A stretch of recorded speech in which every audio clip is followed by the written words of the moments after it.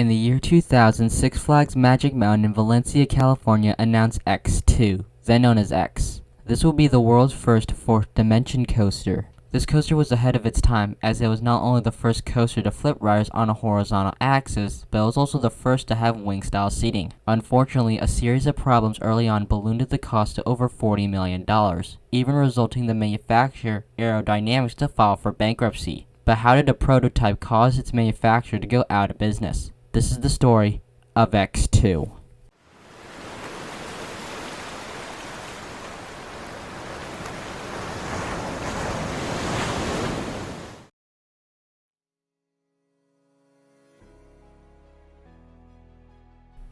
The year was 1945 and World War II had just ended. Soon after World War II ended, 4 handy ironwork employees in Sunnyvale, California would quit their job to form their own company. These 4 men would be Ed Morgan, Carl Bacon, Andy Anderson, and William Hardiman. Fed up with the working conditions over at Handy, these 4 men would get their new start at Arrow Development in Mountain View, California. Arrow's success was a slow process, as some of their early projects were truck restoration, a furnace for the US Navy, and small amusement rides. This would all change in the 1950s when Arrow Development discovered that Walt Disney was planning to build Disneyland down south. So, Arrow Development contacted Disney to see if they can build stuff for Disneyland. Initially, they wanted to show off their paddle boat design, however Walt wasn't interested in it, but he was interested in some of the other amusement rides that Arrow was producing. This led to a contract where Arrow would build opening day rides King Arthur's Carousel, the Mad Tea Party, Mr. Toad's Wild Ride, Dumbo the Flying Elephant, the Casey Jr. Circus Train, and Snow White's Scary Adventures. Disney would continue to use Arrow for rides such as Alice in Wonderland, Pirates of the Caribbean, and It's a Small World. But the biggest contribution to Disney from Arrow would be in 1959. That was the year when the Matterhorn bobsleds opened. This ride was a pioneer of engineering, as this was the first coaster to use steel tubular tracks, which would be the baseline for the modern-day steel roller coaster. After their successful relationship over at Disney, they would be contacted by Six Flags over Texas for 2 game-changing prototypes, the modern-day log flume with LS Sodero, and the modern-day mine train with Runaway Mine Train. Their innovation would only continue throughout the next couple decades, even without working for Disney at this time, with the first looping coaster with Knott's Berry Farm's Corkscrew, some of the first launch coasters in their launch loop model, the first suspended coasters in the problematic OG Bat, and the first hypercoaster in Magnum XL 200. Arrow would also be breaking the height, speed, and inversion record at the same time. Arrow would even help Vekoma to produce roller coasters for their European sales. Despite a few management changes and a first bankruptcy, becoming modern-day ArrowDynamics, they prospered throughout it all, and it seemed like nothing was going to stop them. But then the 1990s rolled around.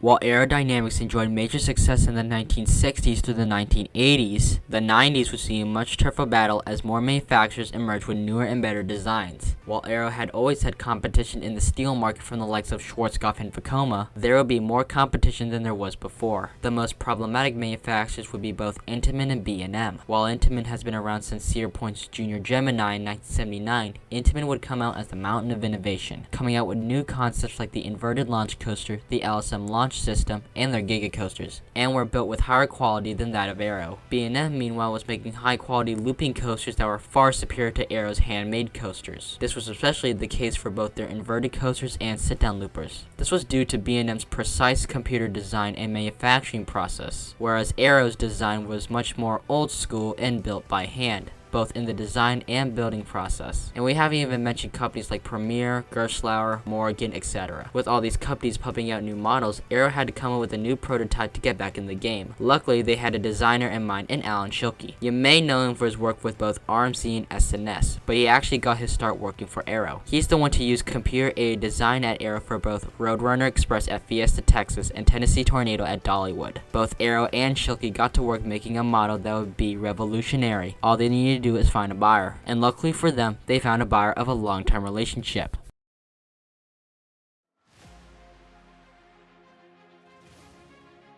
About 2 hours away from Disneyland in Valencia, New Holland and Farming and SeaWorld would collaborate to create Magic Mountain, an amusement park about an hour north of LA. SeaWorld decided on this plot of land because of the amount of potential this park may have due to both the amount of unused land and the growing population in that area. When the park opened for the first time, it came with some modest ride collection. The most notable opening day rides were rides from the legendary Arrow Development, their popular Mine Train and Log Flume with Gold Rusher and Log Jammer, just like Six Flags over Texas. Magic Mountain would start off small for a few years before gaining notoriety for 2 roller coasters they would add: Revolution in 1976 for introducing the world's first modern vertical loop, and Colossus in 1978 for being the world's tallest, fastest dueling roller coaster. These 2 rides would put Magic Mountain on the map for many people. A year after Colossus opened, SeaWorld would sell Magic Mountain to Six Flags. Six Flags already established itself as a well-known theme park chain for parks like Over Texas and Over Georgia. Six Flags would beef up Magic Mountain into the roller coaster megapark. Additions such as Viper, Riddler's Revenge, and Goliath would only grow Magic Mountain into the extreme park destination. They were aiming to become the park with the most roller coasters. The only problem is Cedar Point. You see, Cedar Point and Magic Mountains were always about to build the tallest, fastest, longest, boldest, most extreme rides known to man. So both parks were always looking to get a new record-breaking or revolutionary coaster out there at the time. So Magic Mountain, looking for a new model in their park, approached ArrowDynamics, the company at the forefront of innovation, working for both Magic Mountain and Cedar Point for their mine train, loopers, suspended coasters, and log flume. Arrow pitched a bunch of new ideas that Magic Mountain wasn't interested in. Desperate to make the sale, Alan Schilke dug through his backpack and found a mock-up of a 4th dimension coaster. Magic Mountain was intrigued by the idea but didn't like the size of it, so Magic Mountain requested Arrow to make a hyper-sized 4D coaster. With no other option, Arrow agreed to Six Flags' request, and so the 4D project began.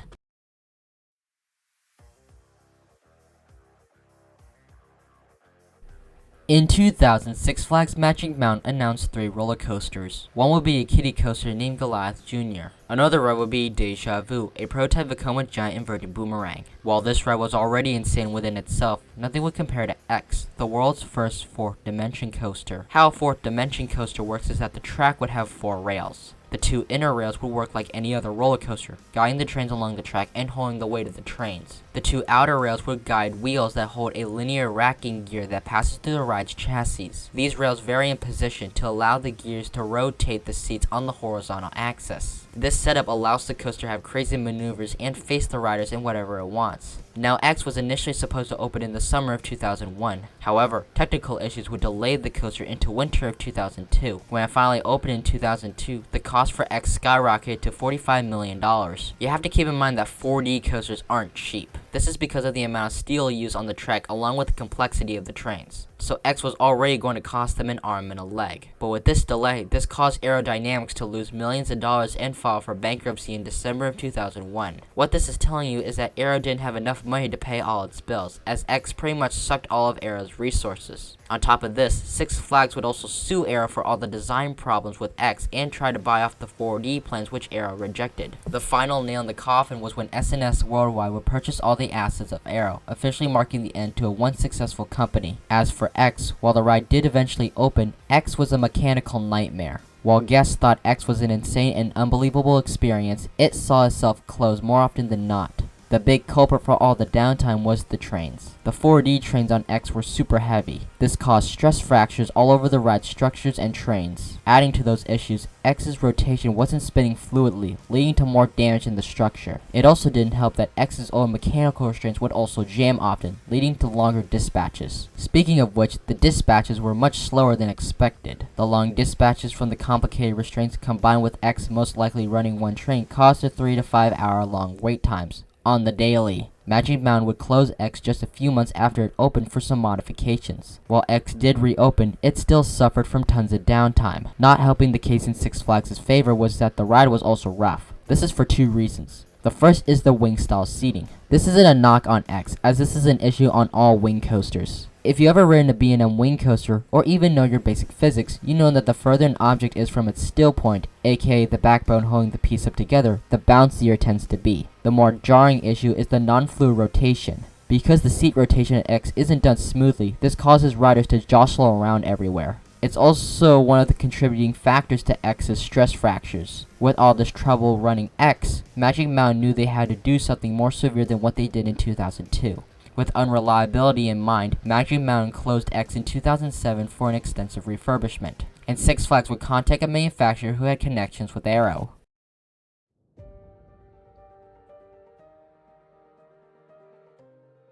Remember how I said a bunch of new manufacturers would appear in the 1990s? One of those companies would be SNS Worldwide.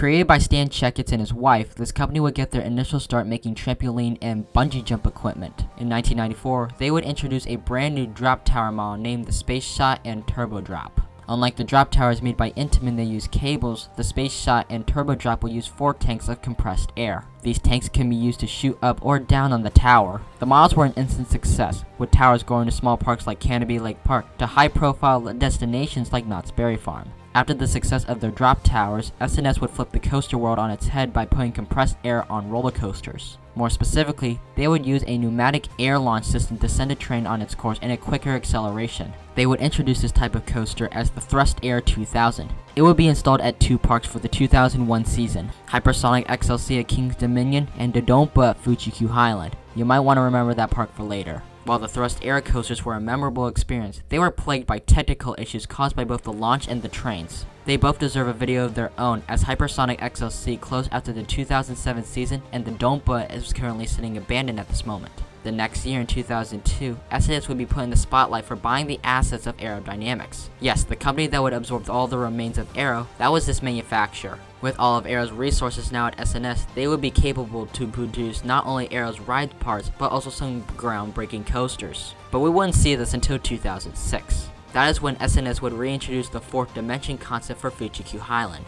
Yes, the park that bought Dodonpa from them would come back to buy this record-breaking 4D coaster. This Goliath of a ride would be Edgenica. Designed by ex-designer Alan Schilke, the ride would be a massive improvement to the problematic and flawed X. While Edgenica would be taller and faster, it would also improve both the layout and reliability of X. Edgenica would be a huge success for Fuji-Q that showed that they were the roller coaster capital of Japan. Six Flags, seeing how much Edgenica was working properly, contacted S&S to revamp X. This extensive refurb included many changes, including a new paint scheme, on-ride audio, fire effects, a new unload station, and most importantly, new trains. These new lighter trains would not cause a lot of stress on the ride, and also use new pneumatic restraints. These would not jam up like X's old restraints. These modifications would hope to improve X's reliability. The ride would reopen under a new name X2 in 2008. The guest reaction was that X2 was improved upon in many ways, while still keeping the crazy ride experience. The ride may still have issues with both technical and weather, but at least the ride is now more reliable than before.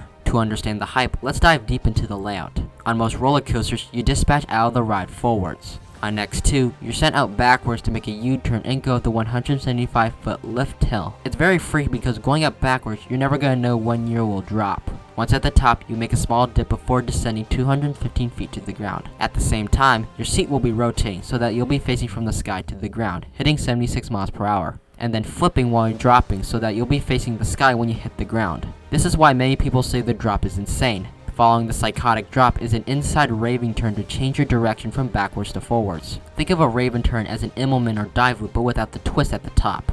After this comes a flipping inversion while going through an airtime hill. This element describes the ride perfectly, as it's like doing a backflip while on a roller coaster. With X2, it has scared its riders so far comes the only dead spot on X2, the turnaround. Keep in mind I never actually ridden X2, but by most accounts, the turnaround is forceless and slow. Edgenica actually fixes this spot by having the turn overbanked and adding a flip to it. This comes before a fly to lie, which is essentially half a zero-G roll. You see this half inversion on flying coasters like Flying Dinosaur and Batwing. Coming up next is said to be the most intense part of X2, the outside Raven turn. This is similar to the inside Raven turn early on the ride, but whereas the first one was large in scale, this outside one is arguably too compact, leading to some extreme forces. And this is also where Six Flags placed the fireball effect, so you'll be feeling some heat on this element as well. Unfortunately, this is also where you feel the roughness of X2. Yes, the ride is still very rough, but again, this is an issue that plagues many wing coasters, so this is an issue that may not be fixed anytime soon. The final element on X2 is another fly to lie into the brakes. With a ride as crazy as X2, this ride is a bucket list experience for many enthusiasts around the world, as something like this doesn't exist outside of Asia. While X2 was an end of an era for ArrowDynamics, S&S will continue to honor Arrow's legacy by providing parts for Arrow coasters and building their own creations to become a noteworthy manufacturer. They've improved the design of their air launch coaster to have a decent sail, their El Loco coasters became popular for providing a compact ride that packs a punch, and they even produced a successor model to the 4D coasters by collaborating with RMC to create the Free Spin coaster. The Free Spin coasters became a smash hit for providing a unique ride feeling in a small footprint.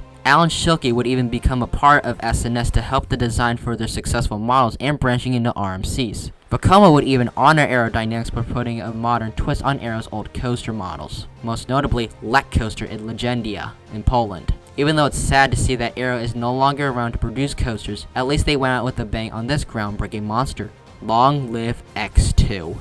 Thank you all so much for watching this video. This video is part of a series where we dive into roller coasters and other amusement rides history and dynamics. Please give me a like and consider subscribing, as that motivates me to produce more awesome content just like this in the future. And special thanks to my partner Tim over on BGT Fanatics for helping out with this video. This is the Coaster Flood, riding out.